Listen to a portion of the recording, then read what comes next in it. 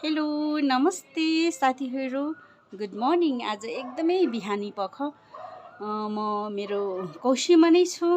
कौसीमा आज तरकारीको लागि होइन, मेरो घरमा रहेको स्नेक प्लान्टहरू देखाउँदैछु।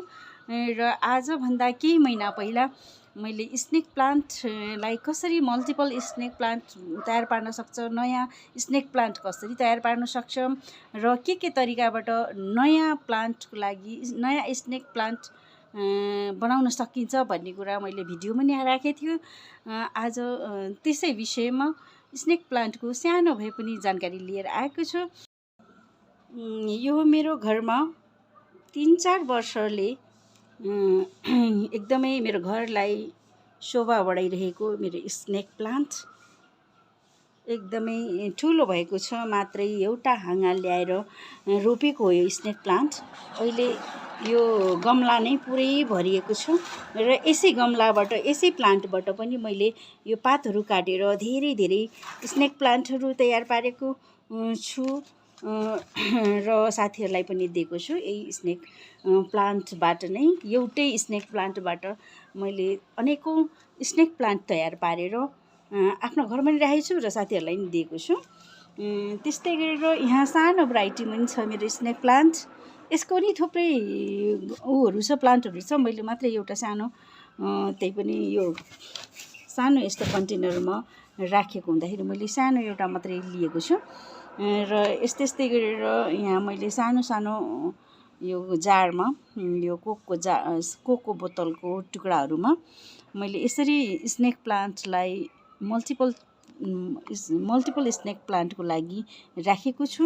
र यो हो मेरो आजभन्दा 2-3 महिना मैले गाडेर छोडेको थियो, किनभने मेरो घरमा यो येल्लो कलरको स्नेक प्लान्ट नभएकोले मेरो सिस्टरले, मेरो बहिनीले यो 3-4वटा पात ल्याएर दिनुभएकोमा मैले यसलाई नै काटेर अनेकौँ स्नेक प्लान्टहरू तयार पार्न लागेको र अहिले यसरी गाडेर छोड्दाखेरि यहाँ नयाँ नयाँ सुटहरू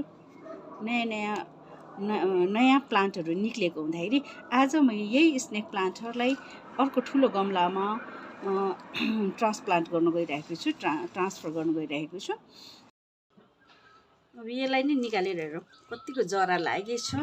जरा त एकदमै डह्रो लाग्यो होला, किनभने यहाँ सुटहरू नयाँ नयाँ सुटहरू निक्लिसकेको हुँदाखेरि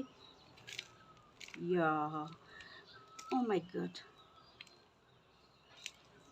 देख्न सक्नुहुन्छ कतिवटा एउटै सानो लिफलाई काटेर, एउटा पातलाई काटेर यसरी मैले गाडिदिएको थियो। हेर्नु यहाँ कतिवटा सुटहरू निक्लिएको छ, कतिवटा यहाँ प्लान्टहरू निक्लिएको छ, हेर्न सक्नुहुन्छ। 1, 2, 3, 4वटा एउटै स्नेक प्लान्टको पातबाट 4वटा मल्टिपल भएर आएको छ है।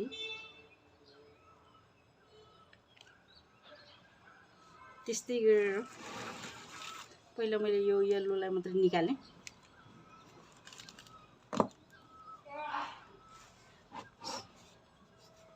यसमा पनि 1, 2 यसरी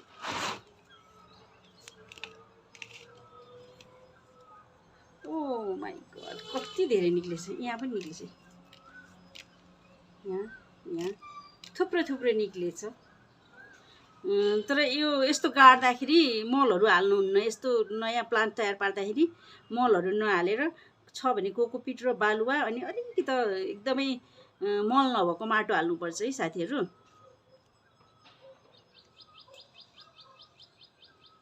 त्यस्तै गरेर यो येल्लोमा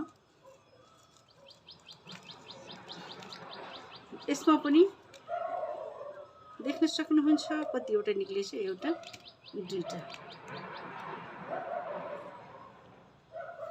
पहिला येल्लो निकालेर कम्प्लिट गरौँ अनि व्हाइट पनि निकाल्ने। 1, 2, 3 यसमा 3 छ। तर यो नयाँ सुट चाहिँ ग्रिनै हुन्छ गरे अनि लास्टमा एकदमै छिप्पिँदै गएपछि यो पनि येल्लोमा हुन्छ भनेर सुनिछु, तर मैले आफूले गरेको नभएर थाहा छैन। अहिले यो निक्लेको सुट चाहिँ ग्रिनै छ है, यो येल्लो भएर निक्ले छैन, ग्रिन भएर निक्लेछ।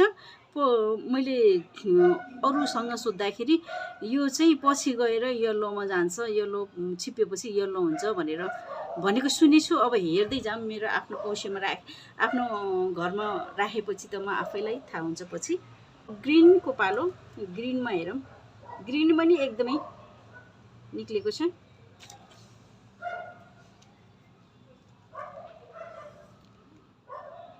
हेर्न सक्नुहुन्छ कति धेरै।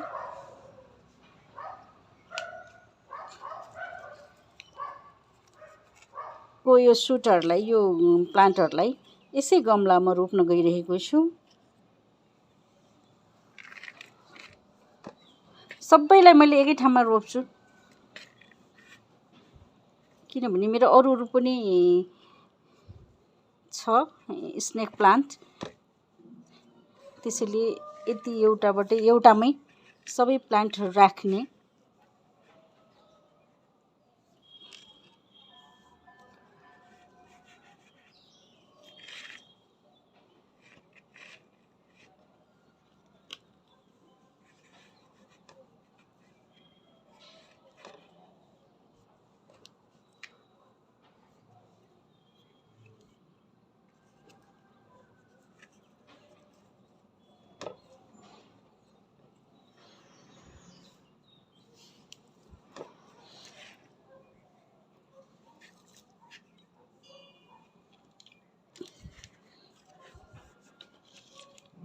यो स्नेक प्लान्टलाई धेरै माटो नहालिकन थोरै माटोमा रोप्दा पनि एकदमै राम्रो हुन्छ र झन् यो स्ट्रेट हुन जान्छ कि यो प्लान्टहरू स्ट्रेट हुन्छ। नत्र त माथि माथि रोप्दियो भने यो पातहरू एकदम ढलेर यो जो छ नि अलि माथि माथि रोप्दियो भने यो पातहरू सबै यता ढल्न जान्छ, यसरी ढल्न आउँछ।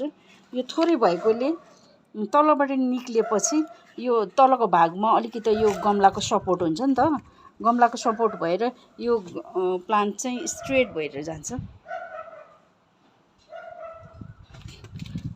यसमा पनि अलि धेरै नै लिएछु त्यहाँ भन्दा त, तर पनि अलिअलि कम्पोज माटोहरू भएकोले भोलि त्यो माटोहरू कम्पोज हुँदाखेरि यो गमलाको पनि हो यस्तै एकदमै तल माटो जान्छ। त्यस्तै गरेर मैले ग्रिन लाइन लिएँ।